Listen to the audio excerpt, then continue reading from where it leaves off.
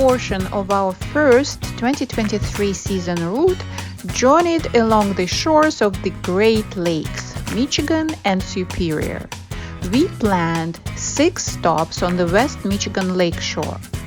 The first destination in Michigan State was South Haven, charming small beach town. We planned it as one of the longest stays in our route because the reviews named South Haven as a prime travel destination, offering almost everything that we usually enjoy during our trips. A walkable downtown with lots of shops, restaurants and museums, state parks with numerous hiking and biking trails, beaches, wineries and more. Arriving at Brook Resort. Let's explore it together. Hi, I'm good. How are you?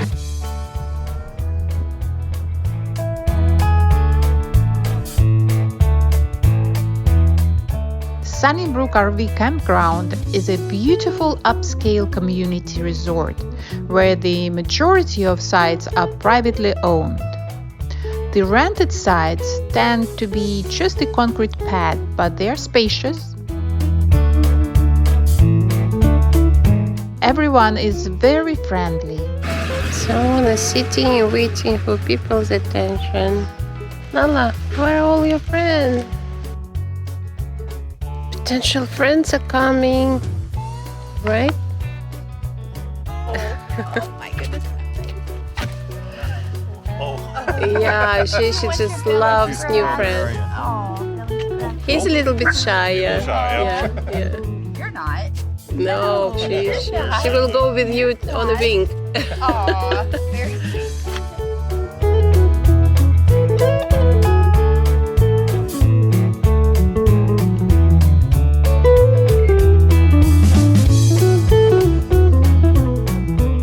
The resort amenities are very good. A lot of nicely kept grass areas for dog walks.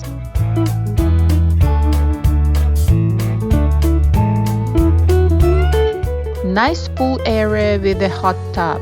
And, of course, the location is great between 2 state parks, Van Buren and Saugatuck, and only 5 minutes drive from downtown South Haven.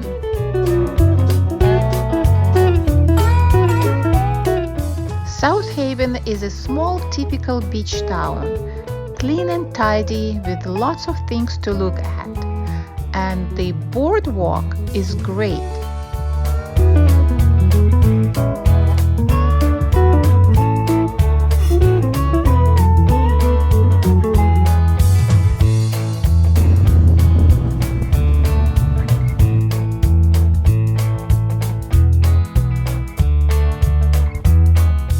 The Maritime District Harbor Walk in South Haven is a scenic pedestrian trail that traces from the North Beach to the South Beach, pier to pier.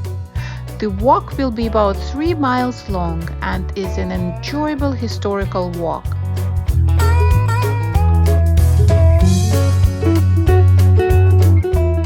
A walkable South Haven's downtown has unique shops and restaurants, and enough maritime history, arts, live music, and culture. The only downside is that during the summer season, the town is flooded with tourists. We do, don't I? We do. Oh, we do. That's what I meant. No, that's what I meant, really. How's the weather feels? It's winter. It's Florida winter? It's Florida winter. Matter of fact, I think Florida winter is warmer. So June in Michigan is like Florida winter. January in Florida.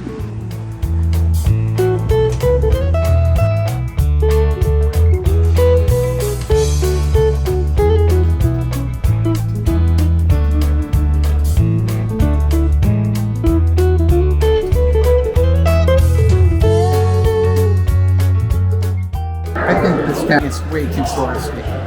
Too It's touristy. not even in season and the place is packed. Yeah. I drove all around, all over the place. Every parking lot's full. I don't even know that we're on parking a good spot, but we'll see. If it's still there when we get done, it's a good spot. Now, the question is, will it start or will it won't start? It will.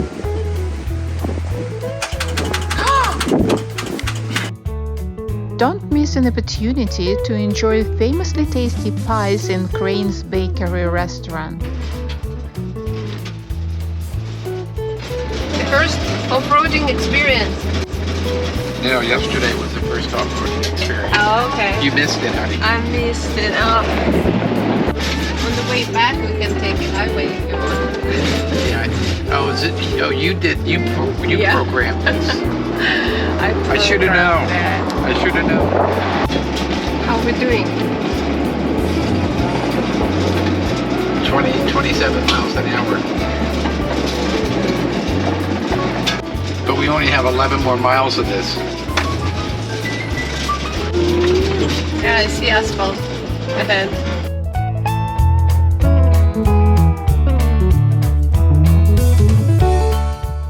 Beautiful ride, colorful place, great food and service.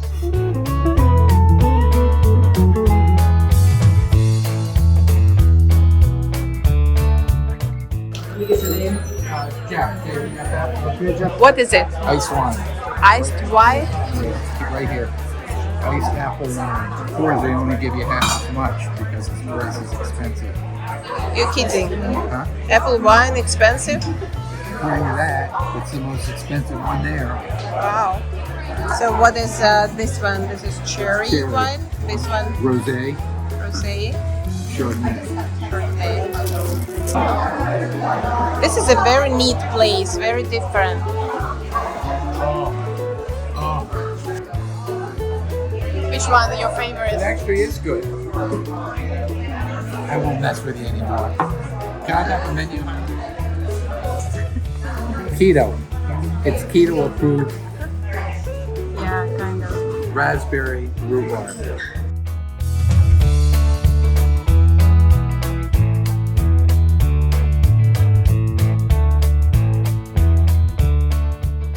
Do you like this place? I do. It's neat. It's neat. Yeah. It's neat. Every single thing is so interesting. This is such typical heartland. In the middle of nowhere, and all the people come in, all the farmers and everything come in. It's such a great place with great people.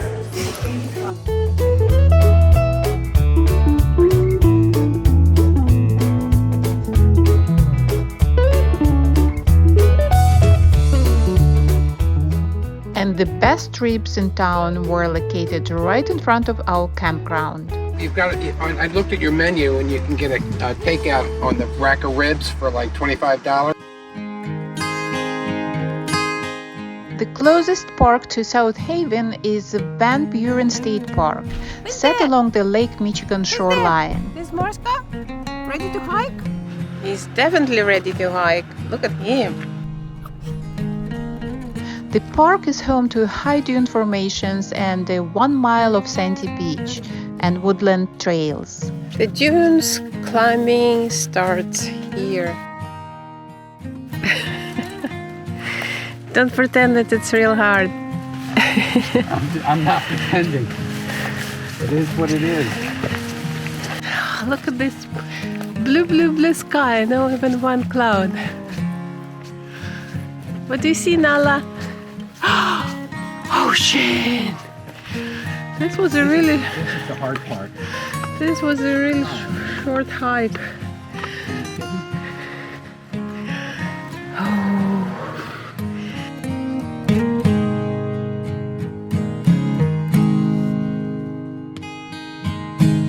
So we will go down here and then we'll go along the ocean to the easiest back up.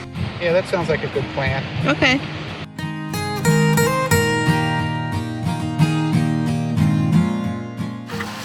Looks like we are going first. This is the best way, you just slide. You don't step. Well, that's what I'm trying to do. Just sliding. So cool. Oh. Back. No pulling. No pulling, Nala. We're going together.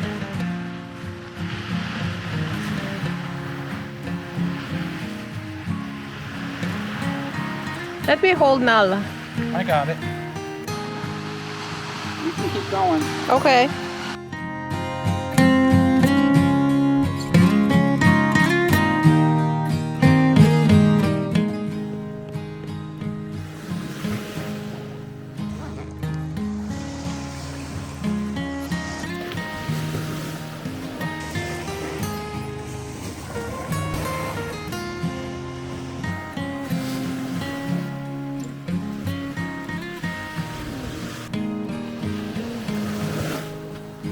Good girl, Nala. Nala is a good puppy.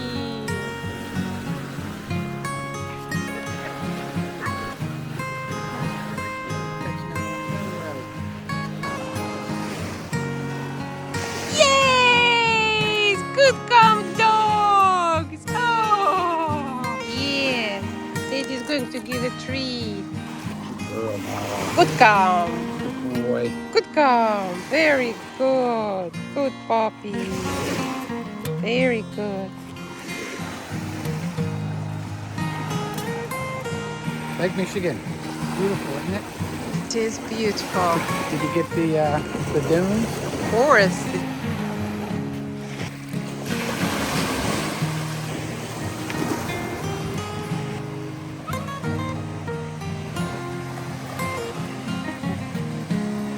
Good girl, Nala. Nala, we're here. Good girl, Nala. Good pup. Came to mommy.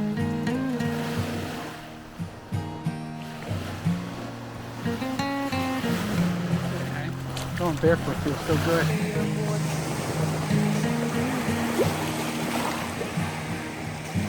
Nala. Okay, we're going up. You can drag me if you want. Now it's the time to drag Daddy. Now it's time to drag Daddy. Come on. You can even walk from the park to downtown South Haven along the Van Buren State Park Spur Trail, which offers a scenic 4-mile paved route into the city of South Haven. Unfortunately, we didn't have time to stroll this one. Maybe next time. To go down is easy and quick. We are in the search of an easy way to go down. You're already heading over that way. I think that's the way to go. You want to walk that way a little way? Let's. The blue man is coming. We can ask him. Good job, Dad. Only our third time up. Yeah. Third time up. Oh my God. We're exhausted from the first one. You gonna go up and down one more time? I think we're enough. Back on the ground. You made it. Not yet. Now we have to walk. Feet, and then we gotta walk to the car. I don't know how far that is. So Yeah, look straight down there. You can see the we did make it. I'm surprised. You know, once I heard it was going to be another doomsday, I said it's going to be a doomsday. What do you think? Doomsday, No, it was a beautiful another Tuesday, Another which is going to doomsday. be the whole Michigan style. The stay is going to be about dunes. We've had plenty of dunes. I don't feel dune cheated at all. But all the state parks, the majority are dunes. Well, let's not stay in the dunes park. Very good. Very nice. Concord. Another beautiful state park nearby is Saugatuck Dunes State Park, along 2.5 miles of Sandy Lake, Michigan shoreline. It is home to forested areas with 13 miles of trails and, of course, coastal dunes. But firstly, a short walk along the town and the lunch. Look at the zebra, all colors.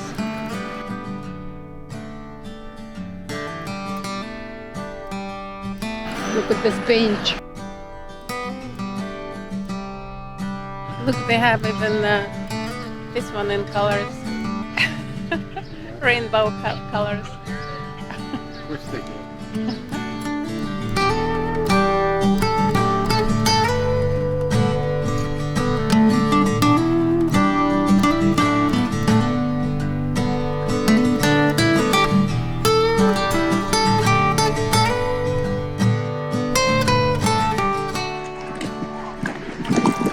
Chris Craft. It's an old boat.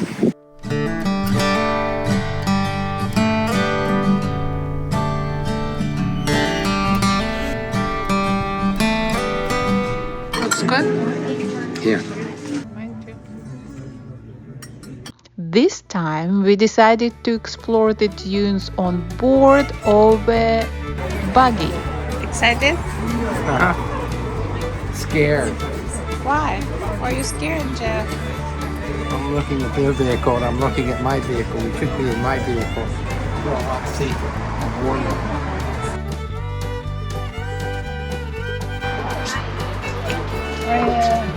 Did you so us together? Yes. Especially both smiling. Very rare.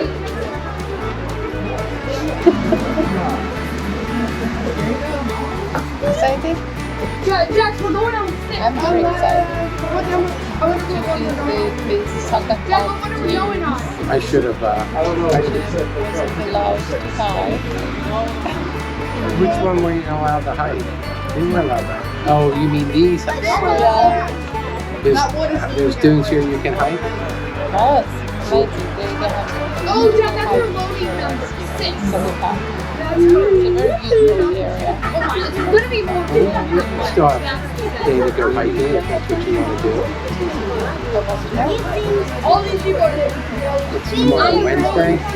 Thursday's already pretty well booked and really dry. I'll be a lot more ready when it stops raining. 300 acres of private property.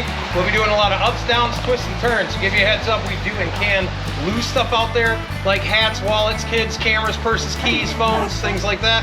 Hats on backwards, you want to save them. Put the people you don't like on the end. And then ladies with your purses, men with your merces, you definitely want to hold on to them, okay? Other than that, is everybody ready for a dune ride? Oh yeah.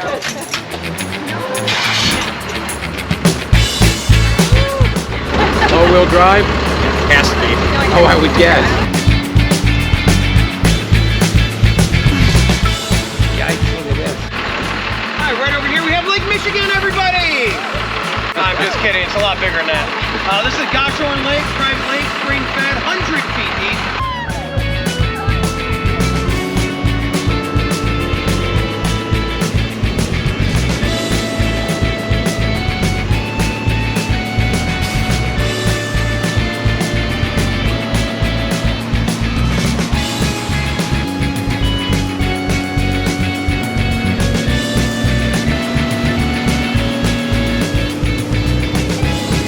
Now, I got a question. Does anybody happen to know the name of the buried city in this area? Which Anybody? city? Anybody? No buried city? Nobody knows? It's a buried city. The name of it is called Singapore, and you're going to see that name all over Saugatuck. There's a Singapore Yacht Club, Singapore Suites. You can go to the brewery, get a beer called the Singapore IPA. But then it's actually located just on the shorelines. If it wasn't for the rain, we could actually see Lake Michigan. But it's right at the edge of where all the trees end. The lake's actually right there, and that's where that city is. Back in the early 1800s, established, 1897, done and over with. It's basically a lumber town. They came in and cut down all the trees in this area.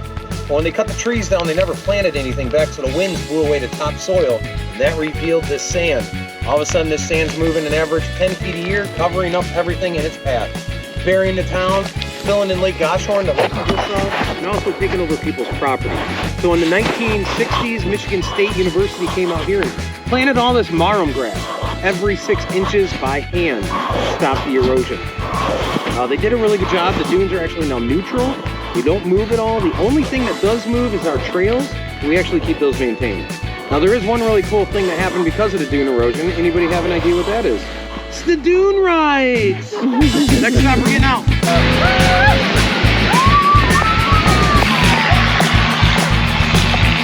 Good spot for a picture, scenery right over here. Good view of everything's on top of that hill. Miserable Jeff? Well, it'd be a lot more fun if it wasn't raining. Yes. Jeff, I feel so sorry that I took you here. No, you're not. Beautiful? Oh, gorgeous. No. Oh. Can you believe this is private property? Is it? I'd like to own it. Yeah. We could do off-roading every day.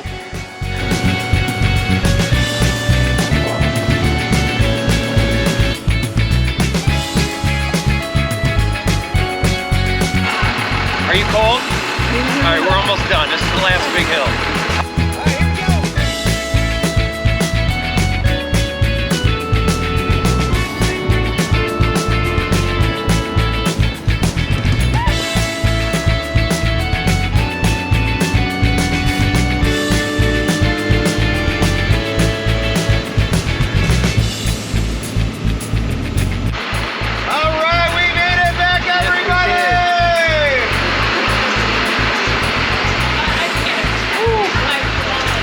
So good to be inside the Bronca. Yeah. We could have done the same thing he did in that truck in this. We will. In Silver Lake. Well, I don't know if we'll have the same kind of trail that they had. South Haven is also known for its beautiful sandy beaches that stretch for miles. So what do you like about this area? No dunes. Again. It's just a nice park. It's not a state facility or anything. It's run by it was created by private donations. But the best advantage is no dunes. No dunes. Straight to the beach. Straight to the beach, and you don't even have to get sandy. They make a sidewalk. This is my kind of park, honey. Now I know you're disappointed. I like. No dunes. For the reasons why I'm so happy. Nah, but that's okay. Wow, beautiful entrance. She's not a planter, she's a gold digger or whatever they're looking for. Maybe mussels? No, I think stones, Stones? but I'm not sure. Stone digger. Let me see what's picking up. You're friends with her, you can ask. I will.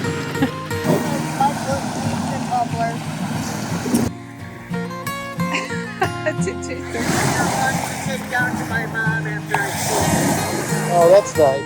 There are 7 public beaches in the area for all tastes, from family-friendly to secluded. I think it's nice for a change to have some rocky beach. Or you would prefer sand? Well, if I had sand, I'll take my shoes off and walk in sand. That's not going to happen. Rocks and... Yeah, it doesn't look very long. Well, unless you want to go to a different beach.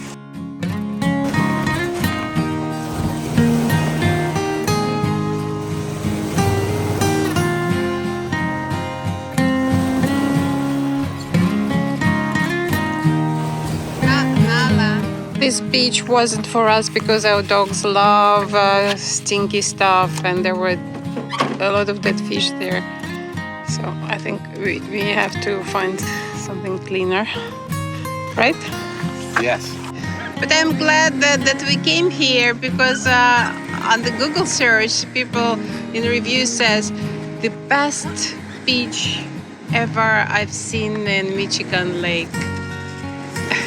They must not have gone very far. Must be the only one they saw. Come on, Nala, let's go.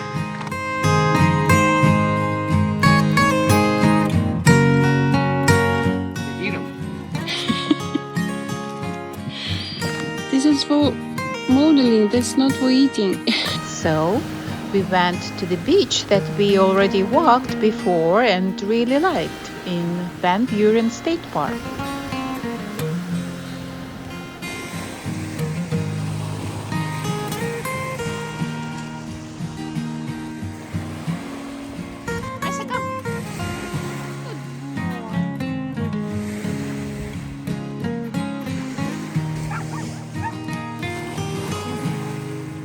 What are you looking for? Ella, run, Ella.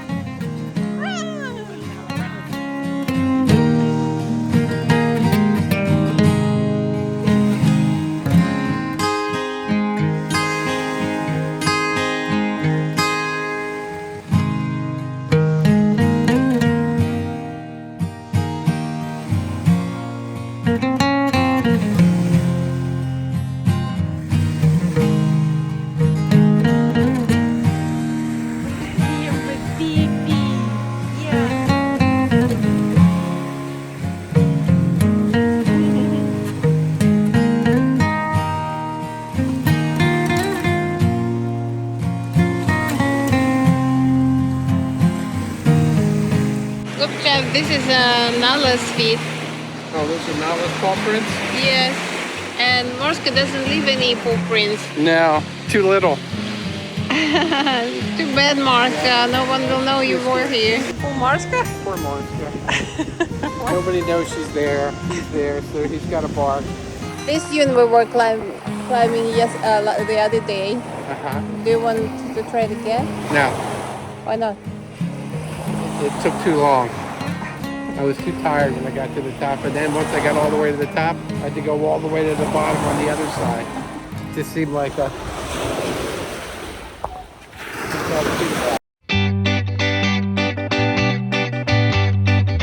South Haven area is also famous for its highly rated biking trails.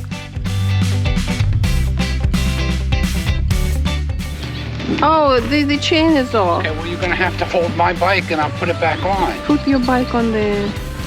Just grab my bike. Put the kickstand down.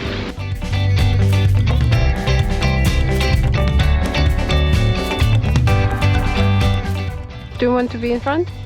No, Okay. just go at your own pace. The historical Calhaven Trail stretches almost 34 miles between Kalamazoo and South Haven. The trail rests on an abandoned railroad bed constructed in 1871. The converted trail winds through gorgeous scenery, including wooded areas, farmlands, blueberry farms, streams, and rivers. Cold? In the shade, it's chilly. Yeah. It was fine. Are you glad we are out of this Florida heat? No, I prefer the Florida heat now. Oh, you miss it now. Yeah, well, Oh. you asked me what my You preference changed into Floridian. True Guess I Floridian. have. Yeah. Are those e-bikes? Pardon me? Yeah, they're e-bikes. They look light. It's kind of cheating. There's absolutely no exercise involved at Oh, you all. still gotta move your legs. Yeah, barely. Pardon me? How heavy are they? Very heavy. Very heavy? They're 50. These are 54 pounds. Oh, wow. That is heavy. Yeah, so they barely fit on the bike rack. But they are cruisers. I know. Everyone likes them. On your left. Thank you. Have a good ride. Thank you.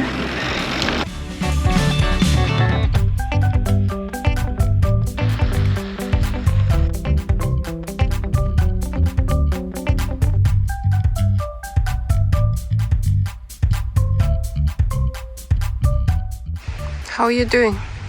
Great. I think it's a great trail. Yeah, I love it. Perfect for these It reminds me about my childhood, the road, the type of road. It's kind of packed dirt with grass. I'm sorry. Why are you sorry? It's happy memories. Oh, okay. Look, it's a blueberries field, blueberries farm. Yeah, did you know that they're so high? The bushes are so high? Yeah. Well, that's about as high as I've ever seen them. And that's about as thick as I've ever seen them. It must be great to grow blueberries here. Must be the soil.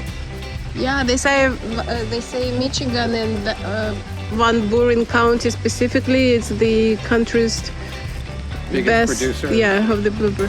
Well, that's how the bushes started. Look at them there. And look at them now. Whoa. Michigan is one of the nation's leading blueberry producers.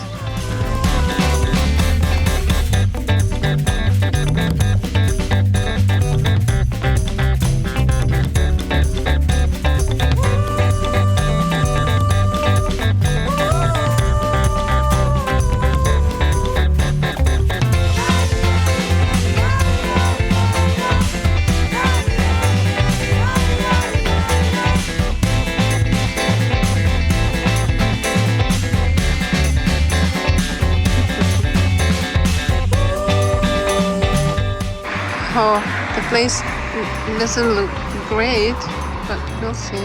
Fine dining. I think it is fine dining. Fine dining according to Jeff Kirk. Jeff Kirk. No. How's your pizza? It's just like Michigan pizza.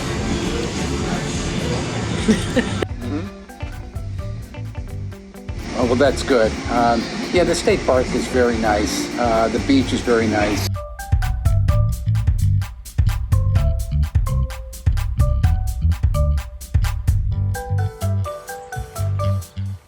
They look like young blueberries. Little bit longer.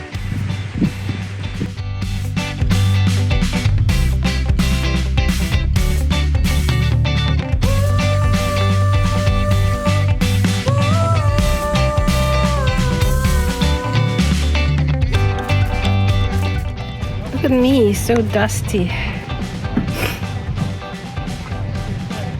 Park. No dirt. Did you know that the 45th parallel plays an important role in winemaking? Wine grapes grow between 30 and 50 degrees latitude. Any farther south and it's too warm. Farther north and it's too cold. Michigan is nestled nicely in there, with points of the state ranging between the 31st and 47th parallels. Michigan wineries along the 45th parallel share the distinction with many notable winemaking regions, including parts of France's Burgundy and Bordeaux, Italy's Piedmont, and Oregon's Willamette Valley. Hi. Howdy. Are you the winemaker? I am. Oh, wow. Congratulations. I'd like to make wine myself. Uh-huh. What's your name? Jeff. Jeff. I'm Yeah. James. James, nice to meet you. Yeah. This is Anastasia. Nice to Oh, meet you. hi. How are you? Yeah, I'm good. Good. Yeah. So, Don't you mind if I video make? no, I don't mind. Oh, great. Make sure you'll get some good press on YouTube. We've got a YouTube channel. Oh, good. Yeah. Okay. It's not very popular, don't worry. That's okay. That's Oh, we had okay. a couple thousand people that watch I saw your name. Are you Russian or Ukrainian? I'm Russian. Russian. What part of Russia? Moscow. Moscow. Well, it's a big country, so you know you have It to is. ask. Yeah. Wow. So are you living in the United States now, or? We're Yes. married. Oh, well, there you go. Yeah. This is a good thing. Yeah. And you Yeah. got lots of lights there, so you don't get. Well, just in case we run into darkness. That'll do it. Well, snow Yeah. too. You Well, know, we just got this, so it's really still an asphalt monster. But we're going to go off-roading next week for the first time. Oh, how so fun. We'll see how we do. Well, that's great. Yep. So we have one other couple that's showing up. So Great. It'll be a small group. That's wonderful. 6 people. Yeah, it's actually I like it when it's smaller, not larger. Is it Anastasia? It's better, yeah. Anastasia is the right pronunciation. Yeah. How do they say it in Americans say Russian? me Anastasia. Anastasia. Anastasia. That's what I thought. That's more the Greek way of saying it. Yeah, Right. the stress on the last syllable. Right. Right. Because Anastasia is also a Greek name. Yes, it is a Greek name. I've known people from Greece with that name. Do you know what it means? Well, I know it was the name of a princess. Yeah, but in Greek it's a resurrection. Oh. Oh, sure. Yes, right. Anastasia. That's correct. Yeah. You know- I studied Greek. Oh, really? Yeah. Yeah, That's why you ancient pronounce Greek. it so. Yeah. I studied ancient Greek, Koine Greek. Uh-huh. What did you do before you made wine? I was a minister. That's why I studied Oh, Greek. wow. Ah. That's Yeah, great. Wow. Yeah, but there's interesting gravestones over here. There's people from the War of 1812 buried here. Wow. Yeah. So it's public one? Yeah, It doesn't belong to there's your no farm. longer they don't allow anybody to bury anybody else. So it's a historic cemetery. Oh. Wow. But yeah, I'm going to you check know. it right now. Oh yeah, you certainly can. Yeah. In every hour stay in Michigan, we found a great winery to visit and wines to enjoy. Wincroft is a must-visit one.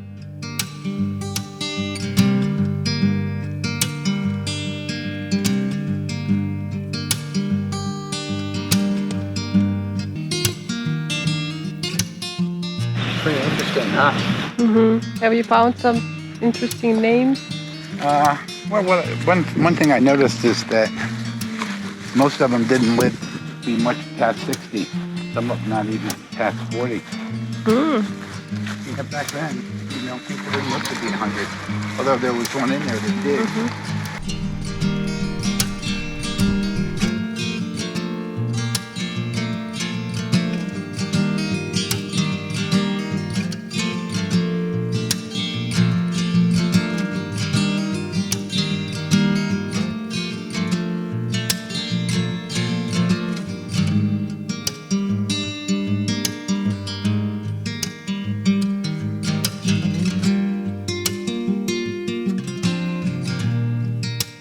This is gorgeous. What do you have? Your land is so pretty. Nice Welcome. meeting you. Welcome. Well, Yeah. good to be here. Yes.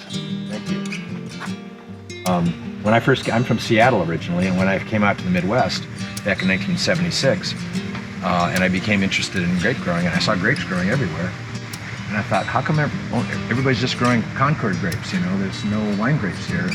So I asked one of the farmers. I was out one afternoon, and he was driving to the end of a row of his grapes, and he hopped off his tractor. So I pulled over and waved at him, and he waved me. So I walked over and I said, I can see these are all Concord grapes. Why doesn't anybody grow Pinot Noir or Cabernet Sauvignon? You know? And he goes, oh, those won't grow here. And I thought, okay.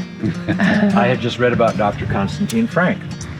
And he started producing amazing European-style wines, and everybody said it was impossible. And he was the first person to succeed growing Vitis vinifera east of the Rockies since Thomas Jefferson failed down in Monticello back in the early 1800s. So that really created a lot of news. But there were a few people who were so fascinated by what he had achieved that they decided they wanted to learn from him. So he developed this group of young viticulturalists who decided they wanted to learn from him. And a lot of them were already grape farming. And he had his little cluster of, he called them his disciples. There were like 6 of them. And he proceeded to teach them all how he was doing what he was doing there at Vinifera Wine Cellars. And out of that grew the movement that I am the 3rd generation of. I got to meet several of his early disciples. Constantine had passed away a couple of years before I became interested. But I did get on the phone with his son, Willie Bald, and Willie and I talked for 2 hours. This is back when we had long distance. So anyway, things have changed a lot, but that one phone call was $85. It was worth the investment. It was worth it because Willie said, well, of course you can grow these vines over there in Michigan. He says, of course you can do it. We did it here in New York, and we're colder than you guys are in the wintertime. And I thought, okay. So he had been propagating the vines that Constantine had brought over from France. And he'd already selected out the ones that made the best wine and survived the winters in New York. I thought, well, man. So I said, well, how much are the vines? And I'm thinking they're going to be $100 a piece, right? He says, they're $2.25. And I said, what? Why so cheap? And he says, well, it takes about 1,000 of them to plant an acre of vines. And he says, if I charge any more, nobody'd buy them, you know? And I said, okay. He says, we're not making any money at this. He says, this is just a job that my field guys need to do something during the winter months. So we graft grapevines. So we have this little nursery. Well, I ordered 12 vines of 6 different varieties and started my own little vineyard. And that's kind of how I got started. And when I got started, there were only 15 wineries in the state of Michigan. And most of them were making sweet wines for the I-94 crowd. Yeah. And usually out of Concords or Catalbas or, you know, the typical foxy grapes that we have in the East. Nobody was growing vinifera except one guy named Ed O'Keefe. And Ed O'Keefe, an expert up in Traverse City, and his winery is still there, Chateau Grand Traverse. We lost Ed a couple years ago, but what an amazing man. But Ed was just a little bit before me, but Ed and I became good friends, and we shared ideas and information. And I was interested in producing high quality red wines, because when I first came to Michigan, people, well, we can't make red wines in Michigan. Well, I'd already looked at the weather maps, and I had seen that, you know, southwest part of Michigan has a climate almost exactly like Bordeaux and Burgundy. Okay. And I thought, well, if we have the same climate, why can't we make red wine, you know, or a similar climate? Our winters are colder, but our growing season, from the time our buds come out to the time we harvest, exactly the same number of days as Bordeaux and Burgundy. So I thought, that means I can grow Pinot Noir and Cabernet Sauvignon. And if I do it the way Dr. Constantine Frank taught me how to do it, it'll probably work. Everybody thought I was crazy. But that's okay. People thought Orville and Wilbur Wright were crazy too, didn't they? You know, until they saw him fly, then they go, these guys are not so crazy. And sometimes for humans to progress in any area of study or any area of discipline, there has to be a few crazy people that are willing to step out and do something completely unusual. And that's how humans progress. So I thought, okay, if this is going to work, it's going to work. And if it doesn't work, it won't work. You know, and I'll find something else to do. Well, it worked. Now there's 150 wineries in the state of Michigan, and the top 10 are doing exactly what I do. On a bigger scale, of course. They had more money. And so that's kind of my little story. And now that I've told you the story, now we have to go out and see the vineyard so you can see exactly how I do what Dr. Frank taught me how to do. and then we'll come back and taste the results. Sound good? Fantastic. Okay, off we go.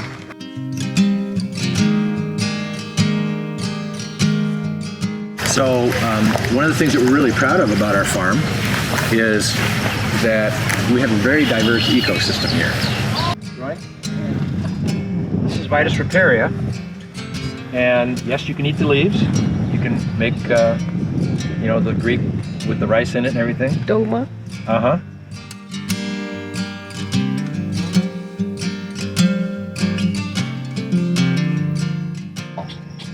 So I guess maybe you could say this tree has reached perfection, James Lester has been growing vines and making wine in Michigan for more than 30 years, and his winemaking philosophy is very appealing.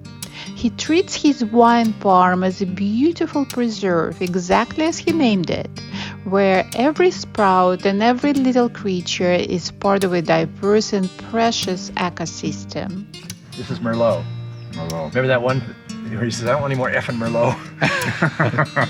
So I said, well, what happened was when Morley Safer went on 60 Minutes, and he talked about why do the French live longer than we do, and they're healthier than we are, but they smoke more and they eat more fat. It's because they drink red wine. And this is right when they start understanding about resveratrol and some of these things that are in wine that are good for you. And at the end of the show, he raises a glass of red wine. Well, all those white Zinfandel drinkers went rushing down to the wine shop to find some of that Merlot because it was a French word they could pronounce. And all of a sudden, Merlot was in huge demand. And Merlot is very much like Pinot Noir. It doesn't like a hot climate. It likes a cool climate. It ripens, even though it's closely related to Cabernet Franc, it ripens 2 weeks before Cabernet Franc. And so the French learned a long time ago, it has a beautiful color and it has a very low acidity. So they found out that in the cooler years, when the acids in the Cabernet Sauvignon and the Cabernet Franc were really high and the wine was a little too tart, they blended in the Merlot, which was lower in acidity. Now you have a really nice wine with good structure and good acidity, but it's nice and soft in the middle. So Merlot has traditionally been used as a blending grape. However, one of the most famous red wines on the planet is Chateau Petrus, which is in Pomerol in Bordeaux. And a bottle of Petrus is well over $2,000 now. And it's 95% Merlot.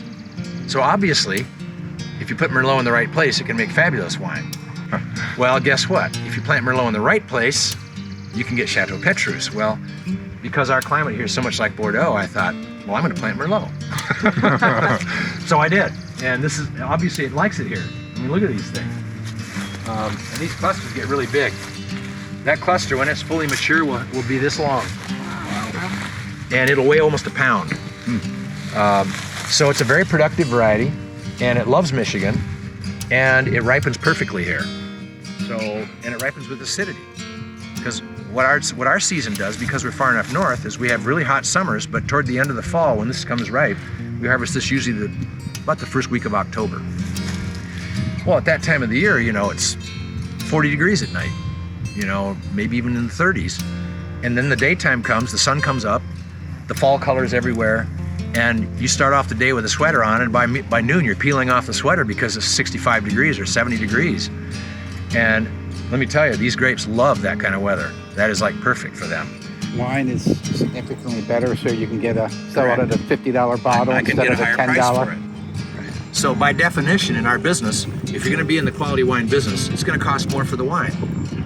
But, people who are interested in wine quality, I don't drink a lot of wine, but when I do drink wine, I want it to be good. It's just like I don't eat much beef, but when I do eat beef, I eat Wagyu. Because I've got a neighbor right over here that raises it. And I know how he raises them, and it's the best beef I've ever tasted. So instead of spending, $20 for a steak, I'll spend $50 for a steak. But I only eat it once a month, so I'm going to eat well, and I'm going to drink well, I just don't drink as much, and that's a good thing too. Now, it's interesting that the scientific data shows that if you drink a half a bottle of wine a day, that's considered a modest consumption. Now, I don't know too many Americans who drink a half a bottle of wine a day. That's 2 glasses of wine.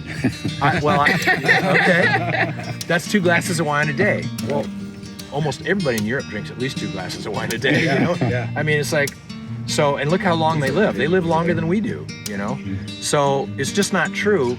It's alcohol abuse that bothers our health, not the consumption of good wine. that's important for Americans to understand because we come from the Wild West tradition, you know, where you go down to the saloon and you slam down a couple of whiskey and get in a fist fight, right? That's not the European tradition. Wine was going with the dinner. And so when you're eating food and having a glass of wine, the food going into your stomach, again, slows down your body's absorption of the alcohol. And so you can easily drink 2 glasses of wine at a mealtime. And that's why the bottle of wine is the size it is, because it's exactly two 6-ounce glasses of wine for 2 people. A bottle of wine is a perfect size to share at a dinner with your mate. And if you're having 6 people over you, you better have, 3 bottles of wine. At least. Unless he's coming, then you got. So we're not a very big winery. I do about 2,000 cases of wine total a year, and but we sell out every year. We're not sitting on any inventory, not very long. So anyway, I hope I described to you adequately why we do what we do, why we do it all by hand, and what the difference is in the way we grow the grapes to get higher quality fruit. Wine tasting is coming. I can't wait. We do it all outside anyway. Sure. How'd the name Windcroft come to be? Well, it took us 2 years to come up with that name. I have a lot of, thank you. I have a lot of English blood in me, and my late wife Ray Lee, who was the other founder of Windcroft, also a lot of English blood in the family. We didn't want to be Chateau this or Chateau that. We thought that was pretentious. Yeah. So we wanted to find an English name that sounded kind of neat, and it means beautiful refuge in Old English. And you can see that I'm very much into the arts and crafts movement. I designed the labels myself. And so this is my own drawing here, as is this one. So they have the stained glass motif, which I kind of borrowed from Frank Lloyd Wright. Right. He hasn't sued me yet. Frank Lloyd Wright. So with the Pinot, this is a 2021. So you notice the black tea I'm talking about? Yeah. Totally. Yeah, I do too. You'll smell those really beautiful like cranberries and red cherries and all that. I love the finish. Yeah. It just hangs on. It's good. And I find this has more flavor than a lot of the Pinots. That's because my vines are close together. You're tasting the proof of what I was talking about out The reason there. why it wasn't my favorite, I'm a cab guy. Yeah. Because this seems like like cab light. They overcrop it. Cab light. Yeah, cab light. And this has got a lot of flavor. Oh yeah. No, this is one of my favorite wines with dark burgundy. Well, this Pinot has got a full body. Yeah. But it's also got acidity. Oh, so you notice it's got a little tartness in the back. That's what makes the cherries taste like a fresh cherry or a cranberry. We get pomegranate, cranberry, and this is my go-to red for if I'm having like a really nice aged ribeye. This is fabulous. So you think we should age it for 2 years before we drink it? Well, I try to make the wine so that it's delicious now, but it'll improve and get better with time. Yeah, so Neither choice is wrong. The idea is, that Riesling you had, you should try one of these when they're 10 years old. It's unbelievably beautiful. They get a little more golden. You start tasting like honeyed apples in there, and they're fantastic. So all my wines, even the whites, age. So We have trouble maintaining inventory. Yeah. Can you talk about aging a little bit? I mean, does white wine? They say white wine you don't need to age it at all. I don't know. That's probably fallacy. Yes. But I mean, is there different times? Or is there a point of diminishing returns, or once you get past? Right. Again, if you think of a human life, we have a childhood, we have an adolescence. Brad Pitt, when he was 16, you could tell he's gonna be a good-looking guy, right? But he's not there yet. Okay. I like Brooke Shields. Okay, so Brooke Shields. When Brooke Shields did Pretty Baby, it's like, man, is she gonna be a gorgeous woman? But honey, you should not be in this kind of film. So yes, wines have their childhood. They have their adolescence, where it's a little bumpy and things aren't quite together yet, but you can see where they're going. And then they have their maturity, and they have their young adulthood where they're like in their prime. They have their middle age where they're holding and looking really good still. They're not a young adult anymore, but they're still in their prime. And then they have gradually a slight decline and into old age, and then they finally die. But a well-made red can last for a couple hundred years. People still will open a bottle of Thomas Jefferson's wine from his cellar, and it'll still be drinkable. Now it's turned orange drinkable or good. Well, Yeah, two different things. there's a difference. On a Castilla, you're exactly right. The flavors will also deteriorate, but I still like a nice aged Bordeaux. I'm just a little choosy on what I'm going to pair it with at the table, you know. But if I want a young, you know, juicy Merlot like we're going to taste, then I'm going to pick something different to pair with it at the table, you know. But Merlot also ages very well if it's grown in the right place. It was great.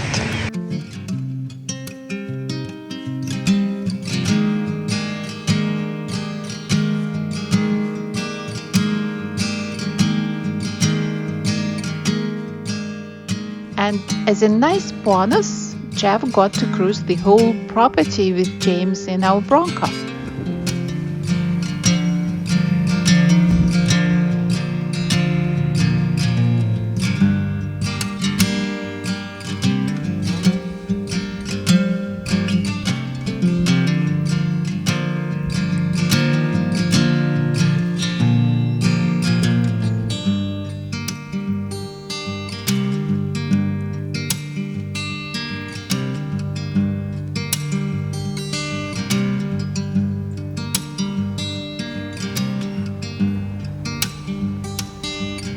How did you like the Bronco? I love it. I want one. I want one. Did you see more? Yeah, Yeah, I got my own private tour. Oh, We went all around the back. I would have opened up a seat for you. lucky you as usually. We actually went through a little portion of the forest too. Yeah. Wow. So that's why that twig is up on your dash. This was the ultimate. This was the initial test Yeah. because we got a big day next week. Actually, I was worried maybe it went to stuck somewhere. Get what? Get stuck somewhere. Yeah. No, this thing won't get stuck. No, not really.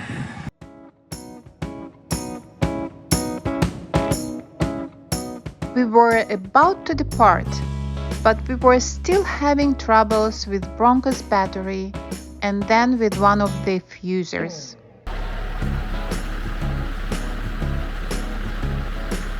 Again? I'm afraid that's not a charger, it's just a booster. Yeah, it is. It's just a Since it died, we haven't taken it out and driven it very far.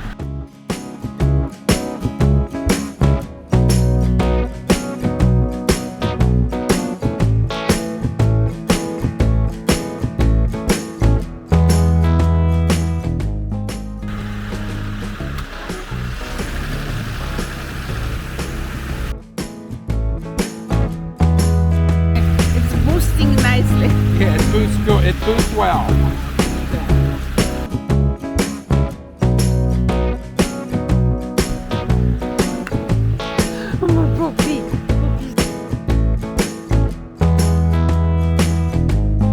You're good everywhere.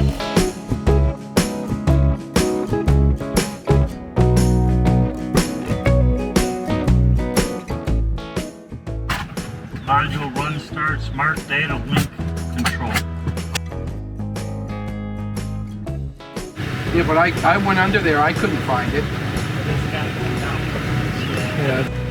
I mean, if that's what you got to do to get to the fuse box, I've never seen anything so crazy in my life. This is ridiculous.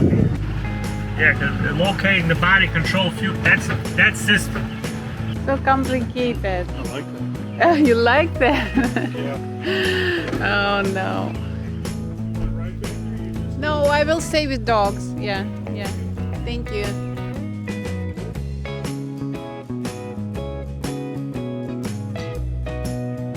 Where's my doggies? My doggies! This is me! Not going anywhere. It's a little disaster. Yes. My puppies. All these troubles with Bronco were especially unfortunate because our next destination was a slight deviation from the originally planned route. We were going on an off-road adventure, joining Michigan Bronco Club for a meetup in an off-road park. See you there!